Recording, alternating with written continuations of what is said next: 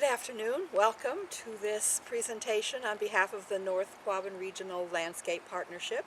My name is Ellen Anderson, and this presentation is called How Land is Appraised, Appraisal Basics for Landowners. I'm glad you could be here with us today. We are a safe distance apart on a lovely day in April, and we'd hope to be with you in person, but that's not going to work out.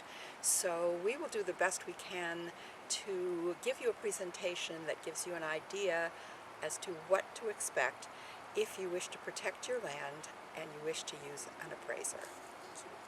So my name is Ellen Anderson, and I'm a certified general real estate appraiser in Massachusetts. I have been doing this for 25 years, and prior to that I worked for public agencies whose job it was to protect land. Prior to that, I taught at a couple of colleges in Massachusetts, and I taught philosophy. So for most of my adult life, I've been thinking about value. So today we're talking about the value of your land. And I believe that your land, to you, has all kinds of different values. It probably has recreational value, aesthetic value. You probably believe that it's beautiful. But when you come to me as an appraiser, you are looking for market value. And market value has a very specific definition. This is the definition that is used by the Internal Revenue Service and that will likely be used by the appraiser that values your land. So we're looking for market value, and it has to be an economic value. It has to be something that you can exchange for cash. The most probable price which a property would bring in a competitive and open market under all conditions requisite to a fair sale, the buyer and seller each acting prudently and knowledgeably, and assuming the price is not affected by undue stimulus. Implicit in this definition is the consummation of a sale as of a specified date and the passing of title from seller to buyer under conditions whereby, first, buyer and seller are typically motivated. Second, both parties are well informed or well advised and acting in what they consider to be their best interests.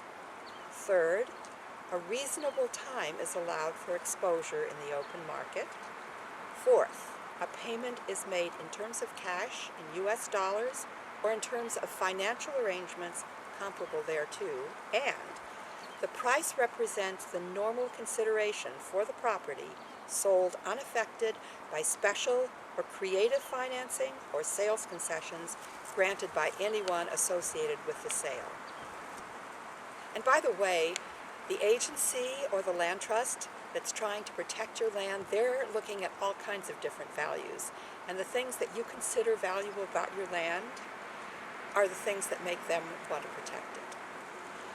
When I do an appraisal, though, the first thing that I have to ask you is, why do you want me to do this appraisal? What's the purpose of the appraisal, and who will be using it? And we have to answer those questions first. The purpose of the appraisal is likely to be, in this scenario, for conservation. The second thing that I'll want to know is what factual information is available to help me understand your land. And what do we know for sure about your land, and what assumptions do we have to make about it? So the best thing that you can do to help me or to help the land trust is to get your deeds together, get your property record card from the assessors, and any other information that you might have, such as a forest management plan, any documents that help us in a factual sense to understand your property.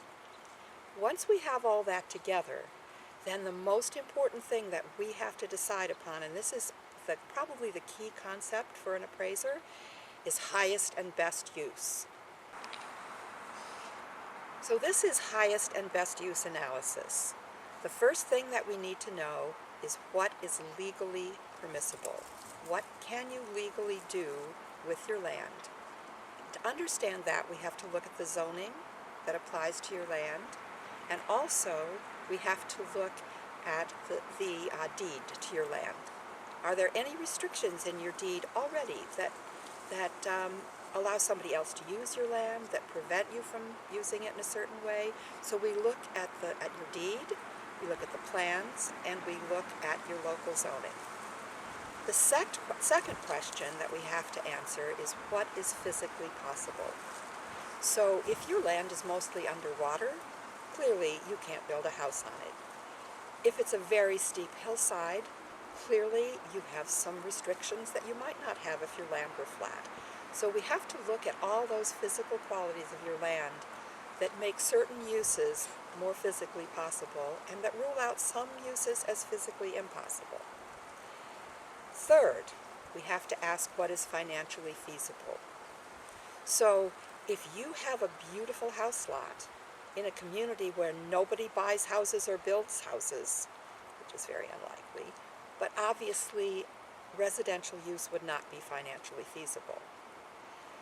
In the same way, if you have a large piece of land where you could hypothetically, physically and legally put 100 houses, and this town only sells perhaps 10 house lots a year, then perhaps a very intense level of development, even though it's legally permissible, even though it's physically possible, it will turn out to be financially unfeasible. Now, of course, there may be many things that are legal, physically possible, financially feasible, and then we have to compare them to each other. And we have to decide what gives you the highest return to the land. And once we've answered all those questions, we have determined the highest and best use of your property. Okay, we've talked about highest and best use. Now we're going to talk about the final step, where the appraiser estimates the value of your property. What we have to do is find other properties that have sold recently, and of course we'll have to figure out what that time frame is. It depends. But we'll figure out certain properties that have sold recently whose highest and best use is similar to the highest and best use of your property. So if your property has as a highest and best use 2 or 3 house lots, we'll try to find some other land where 2 or 3 house lots could be produced. And we'll look back, usually we can look back a couple of years if the market is stable.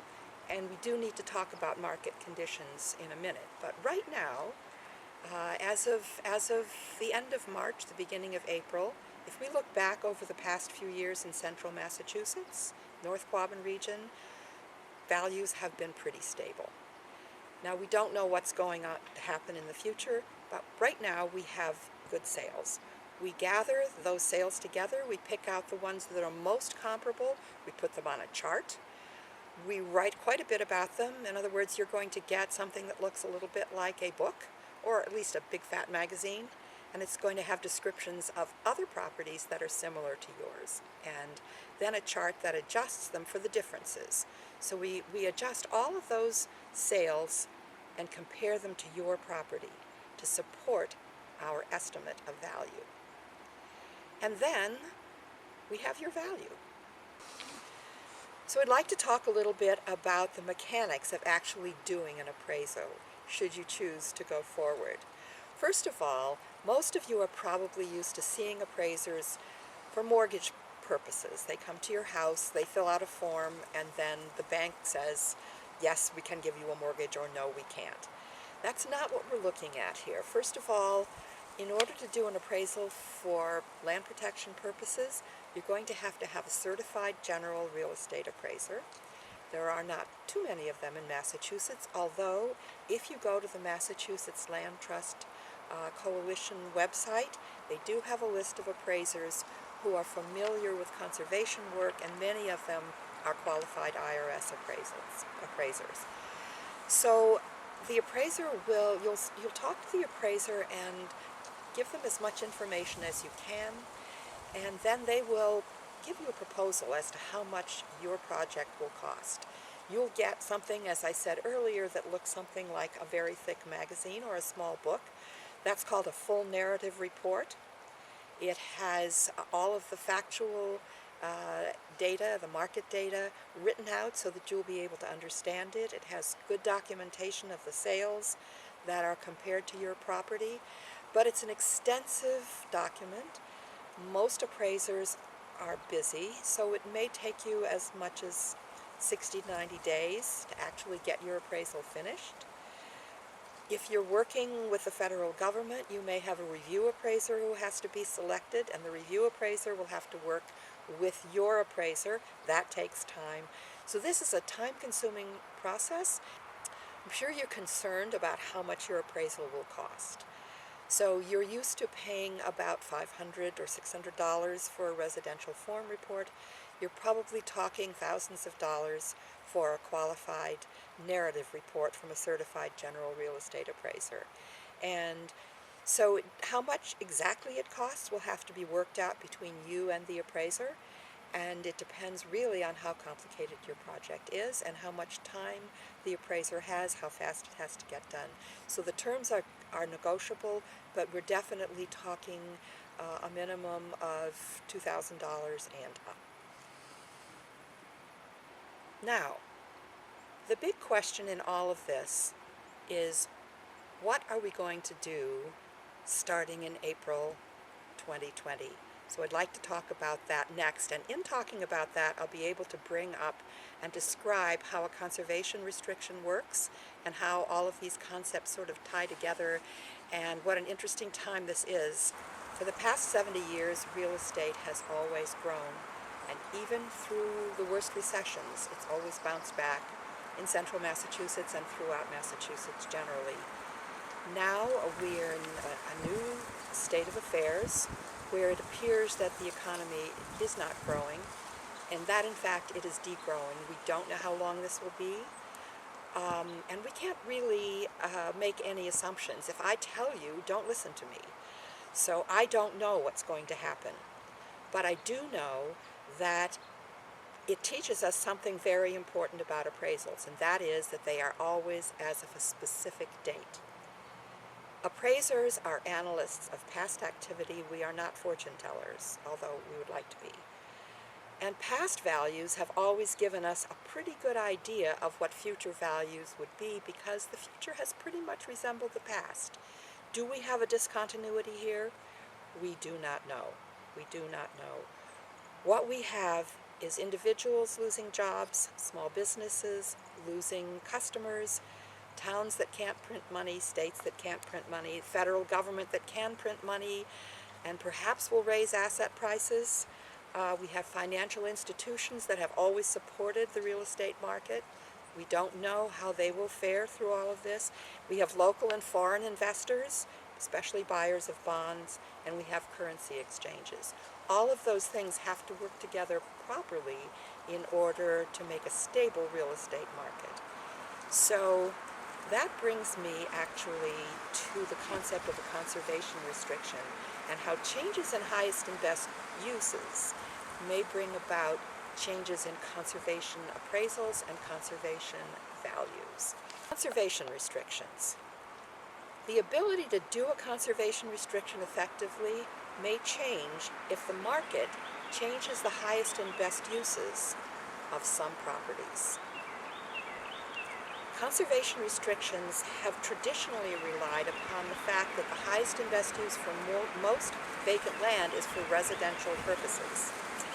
And vacant land, usually, if it can be used for residential development, it supports a fairly high price per acre.